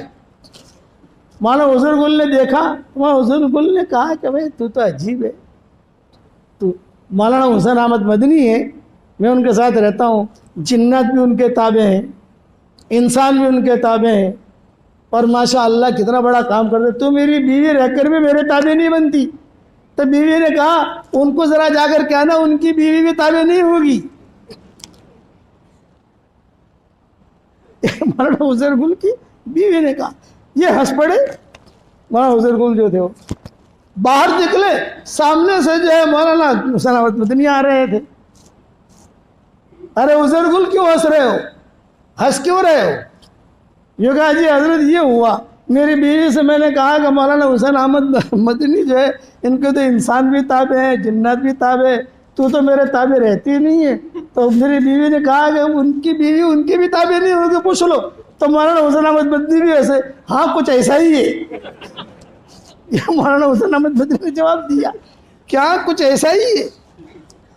پھر مولانا حضور گل سے کہا کہ بیوی کو تابع کرنے کا نسخہ بتاؤں کہ اس کی تعریف بہت کرو, اس کی عزت بہت کرو, خواہ بھی عزت کرو, لیکن اس کو پتہ نہیں چلے کہ خواہ کر رہا ہے, ورنہ وہ بھی تم کو اکھاڑ دے گی. وہ دل سے کرو, بہت اچھا کھانا پکایا, بہت اچھا کیا, اور ہر مہینے میں ہدیہ دو. یہ مولانا حسین احمد مدنی نے بولے میں ایسا ہی کرتا ہوں, نمک بھی زیادہ ہو تو کہتا ہوں کوئی بات نہیں, بہت اچھا کھانا پکایا, بہت اچھا کھانا پکایا. تو میاں بیوی کا رشتہ جو ہے یہ سب سے نازک رشتہ ہے, سب سے نازک رشتہ. ایک جملے پر جڑتے ہیں اور خدا نہ خواستہ ایک معاملہ ہوا تو ایک جملے پر ختم ہو جاتا ہے. اس لیے اسے نبھا کر چلنا ہے. ٹھیک سے بھائی من اوڑکھو سو تمہیں پر نم تو خبر سے بڑا محبتوں کے ساتھ رہنا. اور جنہوں نے شادیاں کر لی ہیں, جن کی شادیاں ہو گئی, اچھا ایک بات اور بتاؤں, مہر کے جو پیسے ہیں وہ تو بیوی کا حق ہے, وہ پیسوں میں سے تھوڑے سے پیسے اپنے پاس سنبھال کے رکھ لینا, تھوڑے سے. کبھی آٹلا تو من آل پرا تو 1000 روپیہ ہے جی بھی ہے تمہیں عالم بس لے لے. جو مہر کے پیسے کے بارے میں قرآن نے کہا ہے کلو ہنی مریا, کھاؤ پیو مزے لے لے کر. علماء نے لکھا ہے کہ مہر کی رقم کسی بھی کاروبار میں 1 روپیہ بھی ڈال دو, اس کاروبار میں کبھی بھی انشاءاللہ نقصان نہیں ہوگا. اتنا برکتی پیسہ ہے وہ کہ قرآن کہہ رہا ہے کلو ہنی مریا. حضرت علی تو اپنے ساتھیوں کے پاس مہر کی رقم سنبھال کے رکھوایا کرتے تھے. اب میں نے عربوں میں بیان کیا ہے تو عربوں نے کہا کہ شیخ ہماری تو شادیاں ہو گئی, مہر بھی دے دیے, تو مہر کے لیے دوسری شادیاں کریں ہم. میں نے کہا دوسری شادی نہیں کرنی بھائی, جو ہے اسے لے کے چلو. تو آپ سمجھے نا, حامد فرمانی عبداللہ. اللہ تعالیٰ ہم سب کو دین پر چلنے کی توفیق عطا فرمائے.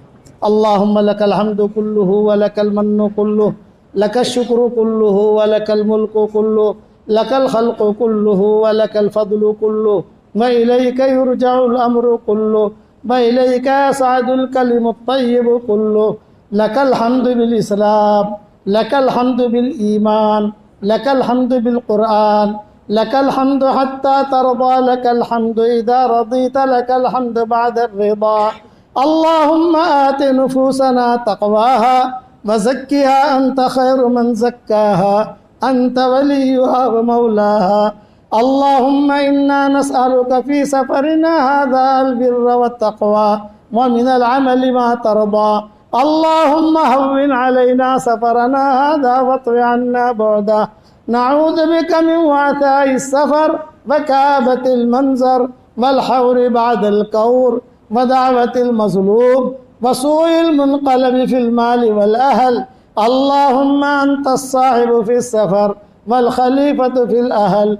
اللهم اصحبنا في سفرنا واخلفنا في أهلنا. اللهم لا تردنا خائبين بل ردنا إلى ديننا ردا جميلا.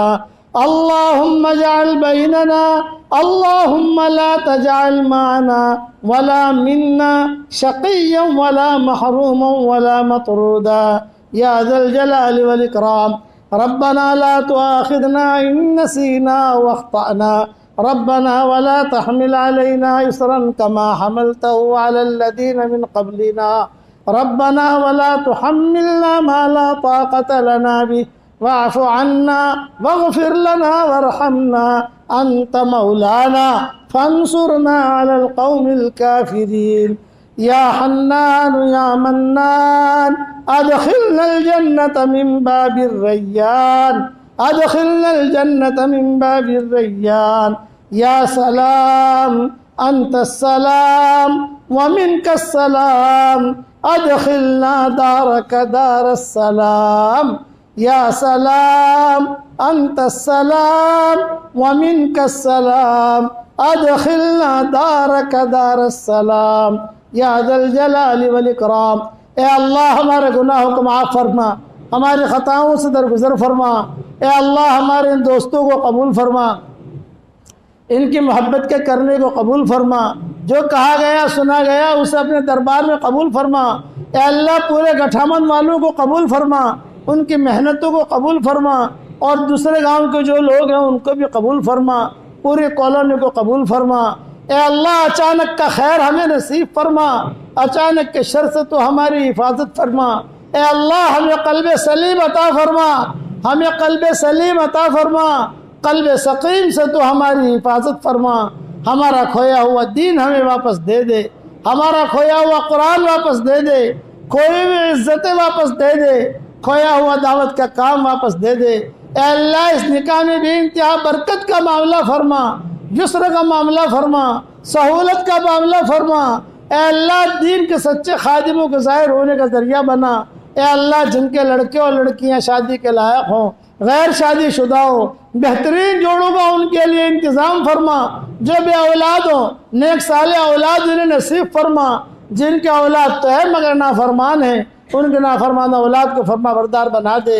اے خوبصورت پردے والے، اے خوبصورت چادر والے، ہمارے عیبوں پر پردے ڈال دے، ہمیں مستفید الاخیار میں شامل فرما دے۔ جو کام کرنے سے آپ خوش ہوتے ہوں وہ کام کرنے کی ہمیں توفیق عطا فرما، جو کام کرنے سے آپ ناراض ہوتے ہوں ہمیں اس سے بچنے کی توفیق عطا فرما۔ اے اللہ اگر آپ نے ہمارا نام سعید اور نیک بختوں میں لکھا ہو تو ہمارا نام انہی میں لکھے رکھیو، اور اگر آپ نے ہمارا نام شقی اور بدبختوں میں لکھا ہو تو ہمارا نام ان کی فہرست سے مٹا دینا، اور نیک لوگوں کی فہرست میں ہمارا نام لکھ لینا۔ لکھنا بھی آپ کا کام ہے، مٹانا بھی آپ کا کام ہے، لوح و قلم بھی آپ کے پاس ہے۔ اے وہ پاک ذات، ہماری آنکھیں آپ کو نہیں دیکھ سکتی، آپ کی آنکھ ہر وقت ہمیں دیکھتی ہے۔ اے اللہ ہمیں عباد صالحین میں شامل فرما، مستفید الاخیار میں شامل فرما، بھلے بندے بندیوں میں شامل فرما۔ اے اللہ میری تشکیل پر جو روزانہ 313 مرتبہ یا اس سے زیادہ سورہ اخلاص پڑھنے کی عادت ڈالے، اس کی ساری دعاؤں کو قبول فرما، اس کی ساری حاجات کا تو غیر سے تکفل فرما۔ اے اللہ رسول اللہ صلی اللہ علیہ وسلم نے جتنی خیر کے لائن کی دعائیں مانگی ہیں وہ ساری ہم سب کے لیے مقدر فرما۔ جن شرور سے پانا چاہیے ہو ان شرور سے تو ہماری حفاظت فرما۔ اے اللہ بڑی مشکل سے اور بہت مجاہدے سے ہمارے گاؤں کے بچوں نے یہ مجلس قائم کی اور قربانیاں دی، 3 دن تک جماعت میں گھومتے رہے اور قرب و جوار میں جاتے رہے اور سب جگہ محنت کرتے رہے۔ ان نوجوانوں کی محنتوں کو تو قبول فرما۔ اے اللہ بری نظر سے حفاظت فرما۔ اے اللہ ہر معاملے میں ہمارے انجام کو خیر فرما۔ جو بھی دین کے شعبے میں جو کام کرے تو ان سب کو قبول فرما۔ اے اللہ ہواؤں کے ساتھ جو خیریں آتی ہیں وہ خیریں ہم سب کے لیے مقدر فرما، اور ہواؤں کے ساتھ جو برائیاں آتی ہیں ان برائیوں سے عافیت سے تو ہماری پوری پوری حفاظت فرما۔ اے اللہ اس مجلس میں فرشتے بھی ہیں، جنات بھی ہیں، یہی فرشتے آسمانوں پر جائیں گے۔ اے اس مجلس کے فرشتوں، ہمارا رب ہم سے روٹھا ہوا ہے، ہمارے روٹھے ہوئے رب کو ہم سے منوا دو۔ اے اللہ اس امت سے تو کب تک روٹھا رہے گا، اس امت سے کب تک روٹھا رہے گا؟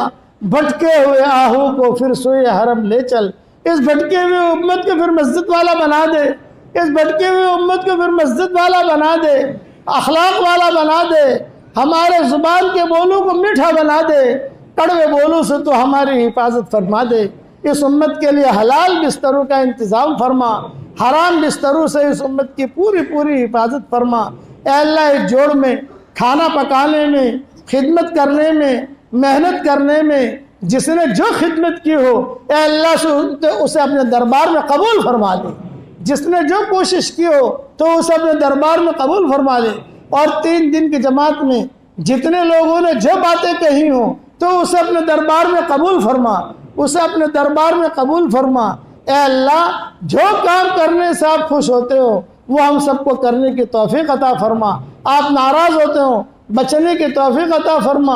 اگر فضل کرے تو چھٹیاں، اگر عدل کرے تو لٹیاں، ہمارے ساتھ فضل کا معاملہ فرما دے، عدل اور انصاف کا معاملہ نہ فرما۔